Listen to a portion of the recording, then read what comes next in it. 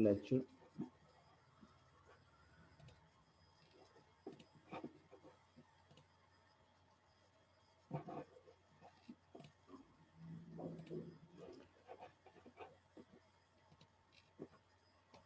Last class we have discussed second lecture, Markovnikov's rule.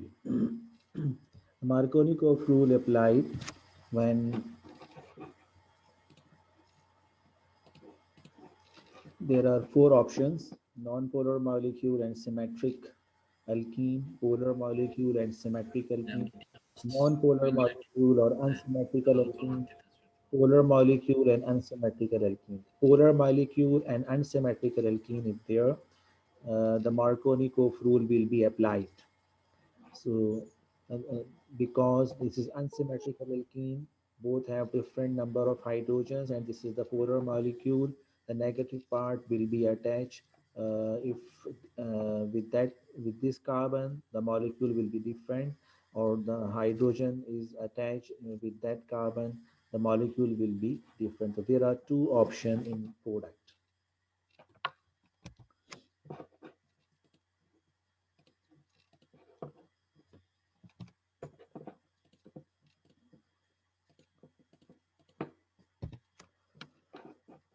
According to Markovnikov rule, the negative part of the polar molecule will be attached that carbon of unsymmetrical alkene which has least number of hydrogen.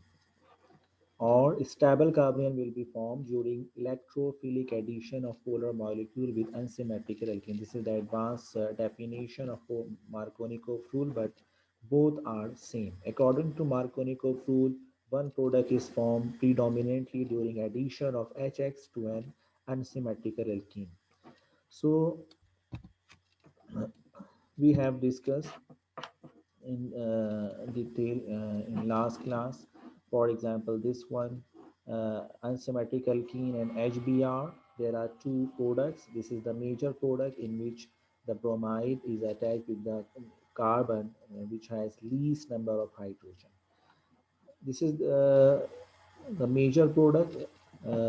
According to mechanism, secondary carbonium ion is formed and primary carbonium is formed. So this is the major product in which the secondary carbonium ion is formed, which is stable as compared to primary carbonium ion. Other examples, Markovnikov addition product, major product, and in case of I and Cl, this is the Markovnikov's addition product. So the regioselectivity, the term arises, regioselectivity, when a reaction that can potentially yield two or more constitutional isomers due to direction but predominance of one. This is the regioselective reaction. So Markovnikov's addition is the provide the regioselectivity. So now we start our third lecture. This is the previous lecture.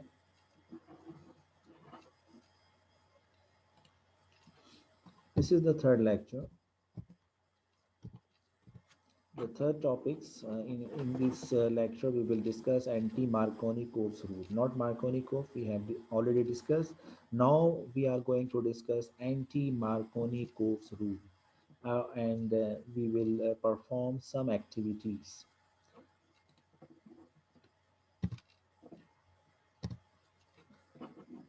Anti-Markovnikov's rule, and we will perform some activities. An exception to Markovnikov rule. Some exceptions in Markovnikov rule. So we can say anti-Markovnikov's addition. Addition of HBr to alkene in presence of peroxide. This is the exception. Addition of HBr to alkene, unsymmetric alkene, polar molecule HBr in presence of peroxide. This is important compound, peroxide, hydrogen peroxide, dialkyl peroxide, peroxide, then anti-Markovnikov's addition. So we will apply anti-Markovnikov addition. What is the reason? Hydrogen atom attached with carbon has fewer hydrogen atoms. यानी hydrogen ऐसे carbon के साथ attach होगा जहां hydrogen कम होंगे, जबकि Markovnikov addition में क्या होता था कि हाइड्रोजन वहां अटैच होते थे जहाँ पे हाइड्रोजन ज़्यादा होते थे, और उसका जो एंटी है वो ये कि hydrogen atom attach with carbon has four hydrogen atom, opposite anti Markovnikov addition. अच्छा, कॉन्सेप्ट बिल्कुल वही है, फ़र्क क्या है कि यहाँ पे जैसे ये है अल्कीन, अनसिमेट्रिक अल्कीन है, HBr है, और पर ऑक्साइड तो एंटी मार्कोनिकोव प्रोडक्ट।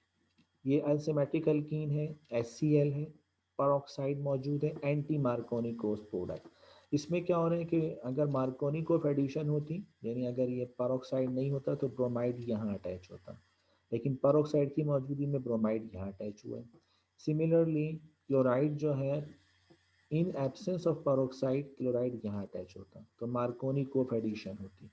अब चूंकि एंटी मार्कोनिकोव एडिशन है और पेरोक्साइड की मौजूदगी में तो क्लोराइड यहाँ अटैच हुआ है, तो they will be the major product. What is the mechanism behind? Addition by peroxide is radical mechanism, not ionic. जो हमारे पास HCl, HBr हैं, they are added in the unsymmetric alkene by ionic mechanism, electrophilic addition. But in presence of peroxide, the mechanism is radical mechanism. The radical mechanism, what is the mechanism? This is the peroxide. The peroxides perform in every reaction a radical mechanism. So one electron move towards this oxygen and one electron move towards this oxygen. This is called homolytic cleavage. और the polar mechanism or ionic mechanism में heterolytic cleavage होता है. Completely electron pair will be shifted to the one side, और यहाँ पे क्या है, one electron shifted toward to the one side and the another electron shifted to the another side.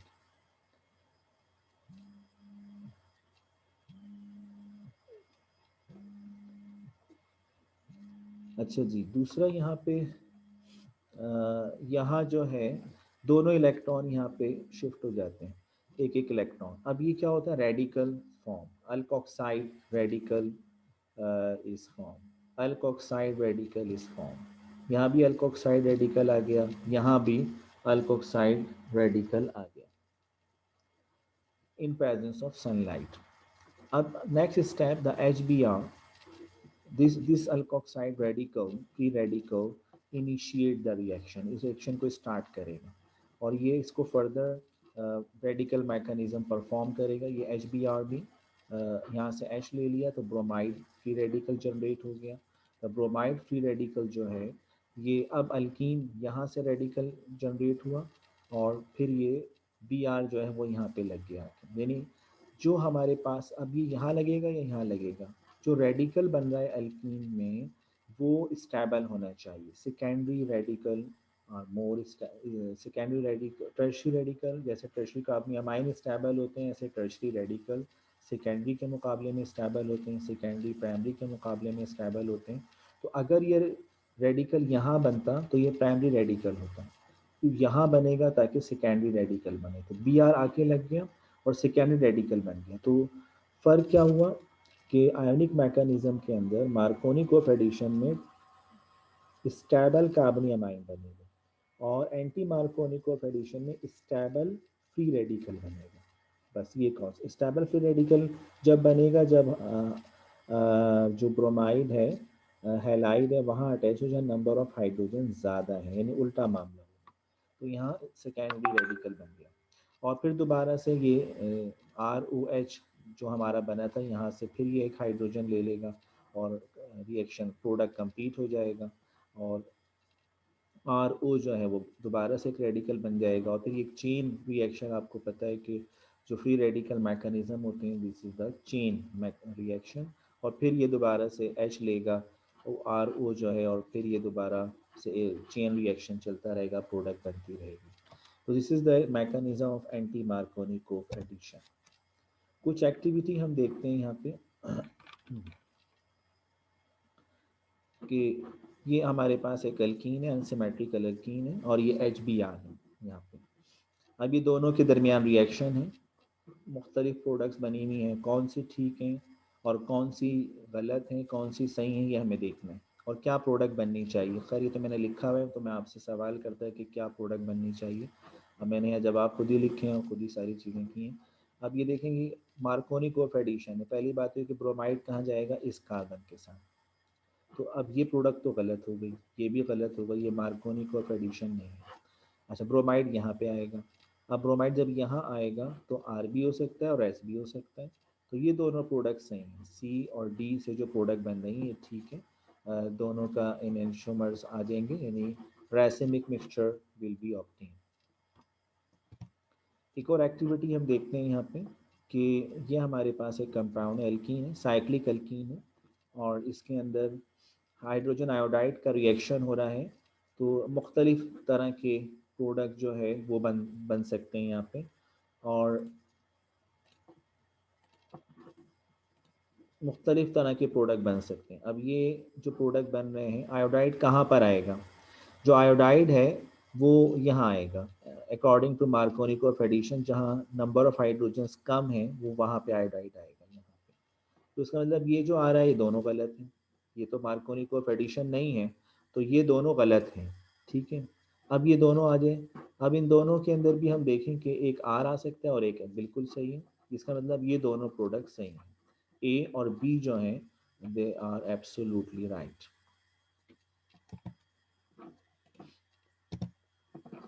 Another activity, यहाँ पे एक कंपाउंड एंड सिमेट्रिकल एल्कीन है और इसमें एक पहले से स्टीरियो सेंटर है। इस कार्बन के साथ जो कार्बन है ये एक कायरल कार्बन है, इसकी एब्सोल्यूट कॉन्फ़िगरेशन आर है।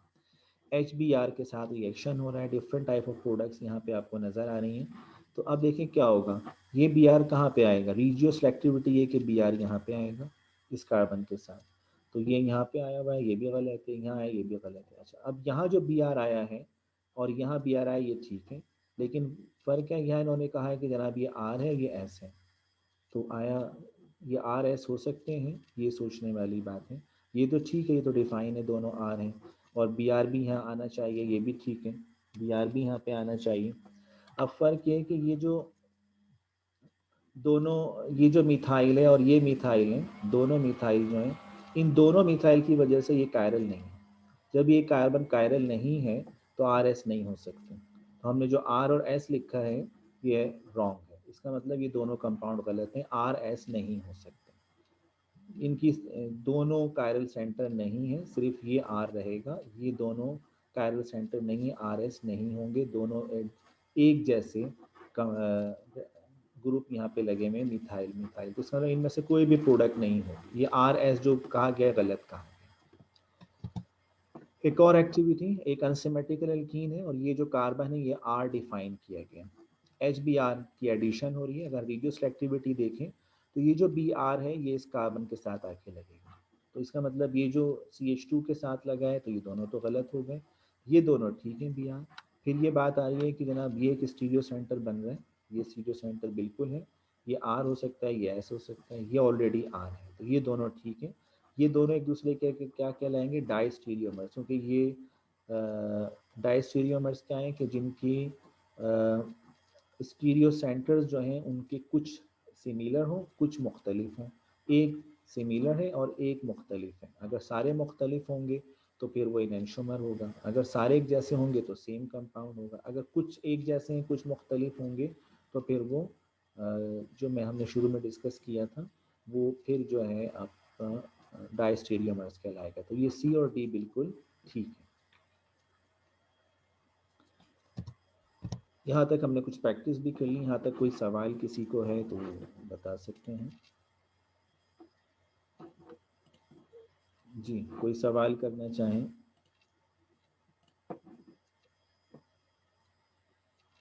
जी सर एंटी मार्कोनिकोव रूल के क्वेश्चंस नहीं है आपके पास? अच्छा वो मैंने बनाए नहीं है, चले वो मैं आपको दे दूंगा। सर एंटी आपने जैसे स्टीरियोजेनिक सेंटर की बात करी जिसमें आर और एस कॉन्फ़िगरेशन हमारे पास बन रही है, तो सर रेजिमिक मिक्सचर हमें पिछली क्लास में हमें ऑर्गेनिक में वो करवाया गया कि हमें कहा कि रेजिमिक मिक्सचर में जरूरी नहीं है कि आर और एस 50-50% पे ही बन रहे हो। सर ये चीज मुझे समझ नहीं आती कि पढ़ाया हमें ये जाता है कि आर और एस 50-50% को ही रेजिमिक मिक्सचर कहा जाता है। नहीं, रेसिमिक मिक्सचर जो होता है ना वो रेसिमिक मिक्सचर का एनेंशियोमर 50-50 जब बनते हैं, जब कंपाउंड एक ही जैसे हैं ना दोनों। बाद औक़ात ऐसा होता है कि हिंड्रेंस होती है, हम टॉप साइड भी अटैक हो रहा है, बॉटम साइड भी अटैक हो रहा है, ठीक है ना, दोनों तरफ की फेसेस एक जैसी हैं बिल्कुल।